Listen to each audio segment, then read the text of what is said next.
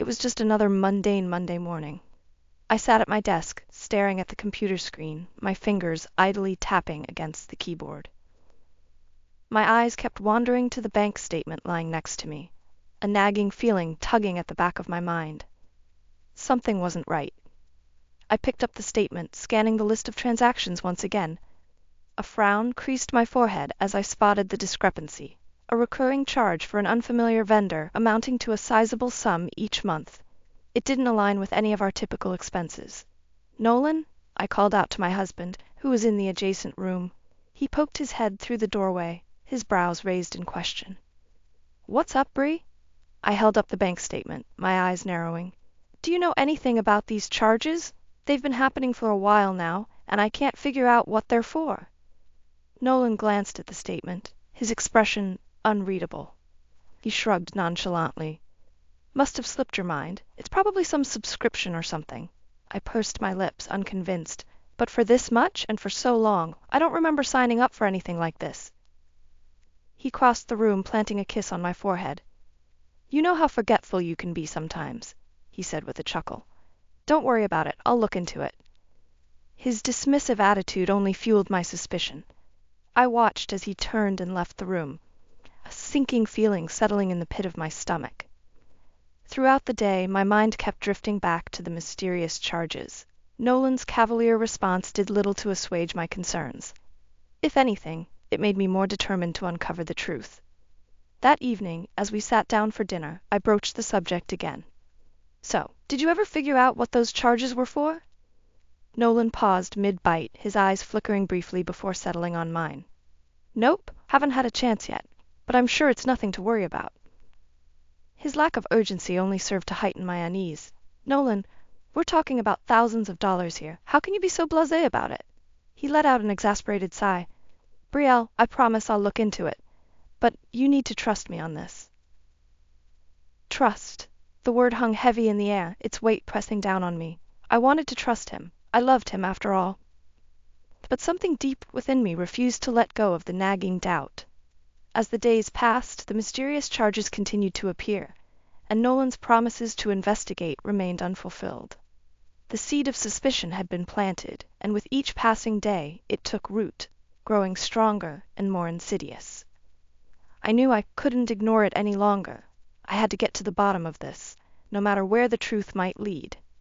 The days blurred together, each one more strained than the last. Nolan's late nights at the office became more frequent, his excuses growing flimsier with each passing week. The distance between us seemed to widen with every lie that slipped from his lips. "Another late meeting," he muttered one evening as he rushed out the door, his tie askew and his briefcase haphazardly stuffed with papers. I didn't bother responding. What was the point? Theo, our 8-year-old son, watched his father's departure with a puzzled frown. "Mom, why is Dad always working so late?" I forced a smile, ruffling his hair. "He's just been really busy lately, sweetheart. Don't worry about it." But Theo's innocent question stirred something within me. The seeds of doubt that had taken root were now sprouting, their tendrils wrapping around my heart and constricting tighter with each passing day.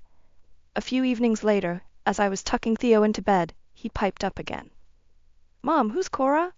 I froze, my heart skipping a beat. "What did you say?" "Kora," he repeated, his brow furrowed. "Dad keeps talking about her at work." A cold chill ran down my spine. Pushing down the rising panic, I managed a strained smile. "I'm sure it's just someone from the office, honey. Nothing to worry about." But as I left Theo's room, my mind was racing. Who was this Kora? And why was Nolan constantly mentioning her name? The next day, I confided in my best friend Elise over coffee. "Am I being paranoid here?" I asked, my voice trembling. "Or is there something going on that I'm missing?" Elise's expression softened with concern. "Brie, you know I love Nolan, but his behavior lately has been sketchy, to say the least. Those late nights, the unexplained charges, it's not looking good." I swallowed hard, my grip tightening around my mug. "And now this Kora woman? What am I supposed to think?" Elise reached across the table, squeezing my hand reassuringly. "Look, I hate to say this, but I've heard rumors around the office about Nolan being seen with another woman." The air seemed to be sucked from my lungs. "You're kidding." She shook her head solemnly. "I wish I were. It could be nothing but Her words trailed off, but the implication hung heavy in the air. Suddenly, everything started to make sense. The late nights, the mysterious charges, the unknown woman's name. A sickening realization washed over me. Could Nolan really be having an affair? A few weeks later, I found myself at a company event hosted by Nolan's firm. I had been dreading the evening, but I knew it was crucial to put on a brave face, at least for the time being.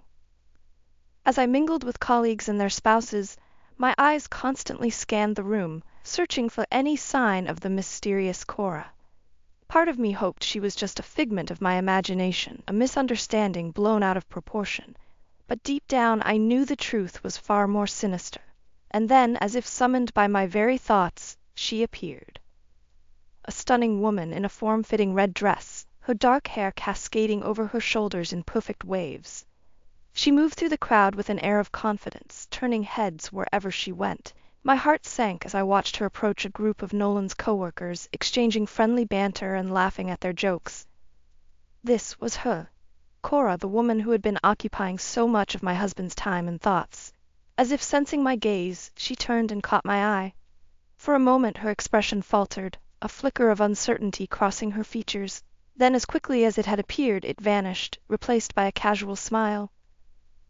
She sauntered over to me, her hips swaying with each step. "Hi there," she said, extending her hand. "I'm Kora. You must be one of the wives." I forced a tight-lipped smile, grasping her hand briefly. "Brielle. Nice to meet you." Her eyes widened ever so slightly, but she recovered quickly. "Lovely to meet you too, Brielle. I've heard so much about you." The lie dripped from her lips like honey, sickly sweet and utterly false. Anger bubbled within me, but I kept my composure, nodding politely. "So, Kora," I said, my voice carefully measured, "how do you know my husband?" She laughed, a tinkling sound that set my teeth on edge. "Oh, we've been working on a project together for a while now. Nolan's just the best, always staying late to make sure everything's perfect." My stomach churned at the implication behind her words. So, this was the reason for all those late nights, all those flimsy excuses. Nolan had been spending his time with this woman, this Kora, right under my nose. "That's wonderful," I managed, fighting to keep the sarcasm from seeping into my tone. "He's so dedicated to his work." Kora nodded eagerly, oblivious to the venom laced in my words. "Absolutely. He's been such a great partner to work with." She leaned in conspiratorially, her voice dropping to a hushed whisper. "Between you and me, he's mentioned a few times how his wife doesn't really understand the demands of his job." My hands clenched into fists at my sides, nails digging into my palms. The audacity of this woman standing before me and essentially admitting to her role in my husband's betrayal was almost too much to bear, but I forced myself to remain calm, to play along. For now. I would have my revenge, but it would be calculated, precise. Nolan and his mistress would reap what they had sown, and the consequences would be devastating. The days following the company event were a blur of pain and anger. I could barely look at Nolan without feeling a surge of white-hot rage coursing through my veins. The man I had loved, the man I had trusted, had betrayed me in the cruelest way imaginable. I knew I needed to confront him, to finally bring this sordid affair into the light. But I also knew I couldn't do it blindly. I needed proof, evidence to back up my accusations. That's when I reached out to a private investigator, a discreet professional recommended by a friend. Within days, he had compiled a dossier of damning information. Photographs of Nolan and Kora together, receipts for lavish dinners and hotel stays, even records of suspicious financial transactions. Armed with this arsenal of evidence, I summoned Nolan home early one evening, my hands trembling as I laid out the incriminating materials on the kitchen table. When he walked through the door, his brow furrowed at the sight before him. "Brie, what's going on?" I took a deep breath, steadying myself. "You know exactly what's going on, Nolan. Or should I say, you and Kora know what's going on." His face paled, his eyes flickering towards the damning evidence. I don't know what you're talking about. Don't insult my intelligence," I snapped, my voice rising. "I have proof of your affair. The late nights, the unexplained expenses, the cozy dinners and hotel trysts. It's all right here." Nolan's shoulders slumped, and he sank into a chair, burying his face in his hands. "Brielle, I'm so sorry." "Sorry?" I scoffed, shaking my head in disbelief. You're sorry? That's all you have to say after betraying me, after lying to me for who knows how long? He looked up at me, his eyes pleading. It's not that simple. We grew apart, Brie. You were always so focused on your work and I felt neglected. Kora, she made me feel appreciated again. My hands clenched into fists at my sides. So what? That justifies cheating on me. Lying to me, to our son? Nolan's gaze dropped, shame etched across his features. No, of course not. I know I've made a terrible mistake, but I want to make things right, Brie. I still love you. I laughed bitterly, the sound harsh and grating. Love me? You have a twisted way of showing it, Nolan. As I stared at the man before me, the one I had once trusted implicitly, I felt a steely resolve settle over me. This was not the end, not by a long shot. Nolan would pay for his betrayal, for the pain and humiliation he had inflicted upon me and our family. And I would be the one to make him suffer the consequences of his actions. In the days following my confrontation with Nolan, a cold determination settled over me. I would not be the scorned wife, meekly accepting his betrayal and moving on. No, Nolan would face the full consequences of his actions, and I would be the one to ensure it happened. My first step was to consult with a lawyer, a shark in a tailored suit, recommended by a friend who had gone through an ugly divorce herself. As I laid out the evidence of Nolan's affair and financial misdeeds, her eyes gleamed with a predatory hunger. We're going to bleed him dry, she assured me, a savage grin spreading across her face. He won't know what hit him. With her guidance, I began meticulously documenting every transaction, every shred of proof that could be used against Nolan. Late nights were spent poring over bank statements and credit card bills, tracking the money he had funneled away to support his dalliances with Kora. Nolan, oblivious to the storm brewing, continued with his routine, working late, spinning his lies, and no doubt reassuring his mistress that everything would be fine. Little did he know, the ground was crumbling beneath his feet. In the meantime, I took steps to protect myself and Theo. Quietly, I began siphoning funds into a separate account, squirreling away a nest egg for when the inevitable fallout occurred. I knew Nolan would try to retaliate, to punish me for exposing his deceit, but I would be ready. Elise, my ever-loyal friend, was a constant source of support during this time. Over coffee and tear-stained tissues, she listened as I poured out my rage and anguish, offering a steady shoulder to lean on. You're doing the right thing, Brie, she assured me, her eyes fierce with determination. That bastard deserves everything that's coming to him. With each passing day, my resolve only grew stronger. I was a woman possessed, driven by a burning desire for justice and retribution. Nolan had betrayed me in the most intimate way possible, and he would pay dearly for that transgression. The final piece fell into place when I secured copies of Nolan's employment contract and company policy documents. Hidden amongst the legalese was a clause explicitly prohibiting misuse of company resources for personal gain, a violation that could result in termination. A slow, savage smile spread across my face as I realized the devastating implications. Not only would Nolan face the consequences of his actions in our personal lives, but his professional world was about to come crashing down as well.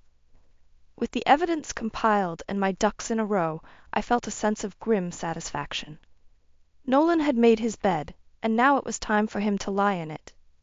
The only question remaining was how far I would go to ensure his rightful punishment was carried out. And the answer? As far as it took. It was the annual Newland family gathering, an event Nolan and I used to look forward to each year. A chance to reconnect with relatives, share stories, and bask in the warmth of familial love. This year, however, the atmosphere was charged with a palpable tension. Nolan kept shooting furtive glances in my direction, no doubt sensing the storm brewing beneath my calm exterior. As the evening progressed, I bided my time, making small talk and laughing at the appropriate moments. All the while, I could feel the weight of the evidence burning in my purse, a ticking time bomb waiting to detonate.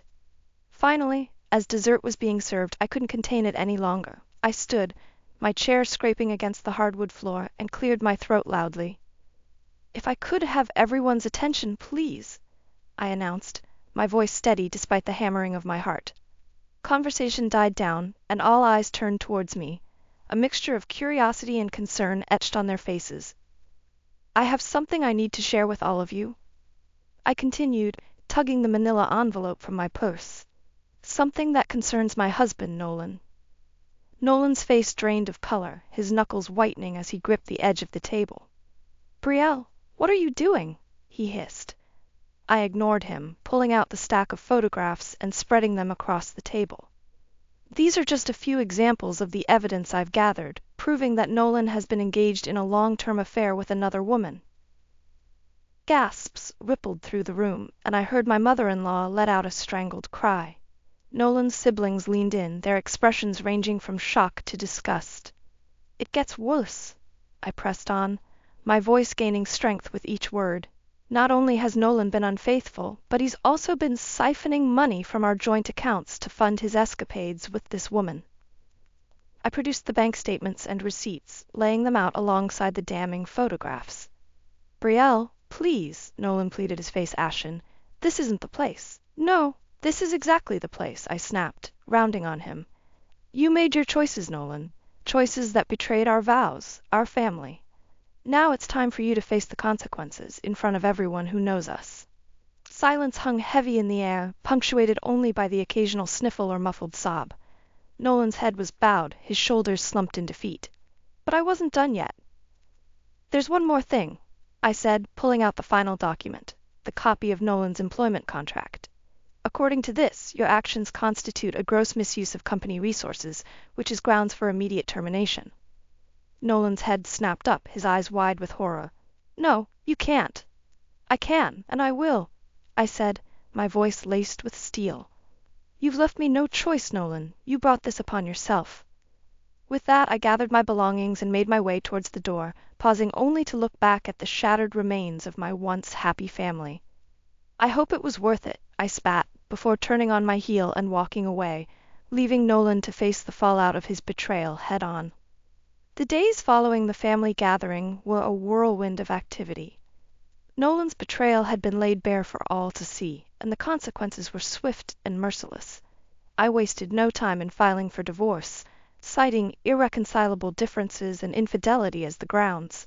My lawyer, ever the shark, ensured that the proceedings moved swiftly, leaving Nolan little room to maneuver. "He's finished," she assured me, a predatory gleam in her eye. "We're going to take him for everything he's worth," and take him we did. With the evidence of his affair and financial misdeeds, I was able to secure a favorable settlement, full custody of Theo, the house, and a sizable portion of our assets. Nolan, for his part, seemed resigned to his fate. The once confident man was reduced to a shell of his former self, his arrogance replaced by a haunted, hollow look. "Brielle, please," he begged during one of our meetings with the lawyers, "can't we try to work things out, for Theo's sake?" I fixed him with a cold, steely gaze. "You should have thought about Theo before you decided to betray us. This is the bed you made, Nolan. Now lie in it." My words seemed to strike him like a physical blow, and he slumped back in his chair, defeated. But the true coup de grace was yet to come. With the divorce proceedings underway, I turned my attention to Nolan's professional life. Armed with the evidence of his misuse of company resources, I reached out to his firm's HR department, ensuring that the appropriate parties were made aware of his transgressions. Within days, the hammer dropped. Nolan was summoned to a meeting with his superiors, where he was confronted with the damning evidence of his affair and the financial trail leading back to the company. According to a friend who worked there, the confrontation was brutal, with Nolan's once respected reputation lying in tatters. In the end, he was given an ultimatum: resign immediately or face termination and potential legal action. Nolan, his pride in shreds, had no choice but to tender his resignation. The news spread like wildfire through our social circles and professional networks. Whispers and sidelong glances followed Nolan wherever he went, his name tainted by the scandal of his own making. As for Kora, the woman at the center of the storm, she too faced consequences. Her involvement with a married man and the misuse of company resources that entailed cost her own job and reputation. In the blink of an eye, the lives they had so carelessly betrayed me to build together came crashing down around them. And through it all, I remained steadfast, ensuring that Nolan's transgressions were laid bare for all to see. He had made his choices, and now he would pay the price, in full and with interest. It was a harsh lesson, but one that he had brought upon himself. And as I watched him grapple with the fallout, a part of me felt a grim sense of satisfaction. Justice, it seemed, had finally been served. The dust had finally settled, and the divorce was finalized. As I stood in the courtroom, listening to the judge's ruling, a sense of relief washed over me. The nightmare was over, and I had emerged victorious. Full custody of Theo, the house, and a substantial portion of our assets. It was more than I could have hoped for. Nolan, on the other hand, was left with little more than the tattered remnants of his once promising career and a mountain of debt. As we exited the courthouse, Elise was waiting for me, her face beaming with pride. "You did it, Brie," she exclaimed, pulling me into a tight embrace. "That bastard got exactly what he deserved." I nodded, my throat tightening with emotion. "It's over, finally." In the weeks that followed, I focused on rebuilding my life, piece by piece. With Nolan's financial support, I was able to quit my job and take some much-needed time off, allowing me to be there for Theo in a way I hadn't been able to before. My son, bless his heart, seemed to be handling the upheaval remarkably well. He was too young to fully grasp the complexities of what had transpired, but he knew that his father's absence was a result of his own actions. "Daddy made some bad choices," he said to me one day, his brow furrowed in childlike contemplation. "But you're here for me, Mom. That's what matters." Those words, spoken with such innocent wisdom, filled me with a sense of pride and determination. I had fought tooth and nail to protect my family, to ensure that Nolan's betrayal didn't rob Theo of the stability and love he deserved. And now, as I looked towards the future, I saw a world of possibilities opening up before us. With the financial settlement and the weight of Nolan's betrayal lifted from my shoulders, I felt a newfound sense of freedom, a liberation from the shackles of my past. No longer was I the dutiful wife, blindly trusting and turning a blind eye to the harsh realities around me. I was a survivor, a fighter, a woman who had stared down adversity and emerged stronger for it. In the months that followed, I secured a new job, one that allowed me the flexibility to be present for Theo while still pursuing my own ambitions. It was a fresh start, a clean slate, and I embraced it wholeheartedly. As for Nolan, his life had crumbled around him, the consequences of his actions too severe to brush aside. From what I heard through the grapevine, he had been forced to take a menial job, his once promising career in ruins. Kora, too, had disappeared from the picture, her own reputation tarnished by the scandal. A part of me felt a twinge of pity for them, but it was quickly overshadowed by a sense of vindication. They had made their choices, and now they were living with the fallout. As I looked back on the tumultuous journey that had brought me to this point, I realized that I had emerged not just victorious, but transformed. The naive, trusting woman I had once been was gone, replaced by a fierce, self-assured version of myself. I was no longer a victim, but a survivor, a role model for my son, and a testament to the power of perseverance in the face of adversity. And as I looked towards the future, I knew that no matter what challenges lay ahead, I would face them head-on, armed with the strength and resilience that had carried me through my darkest days.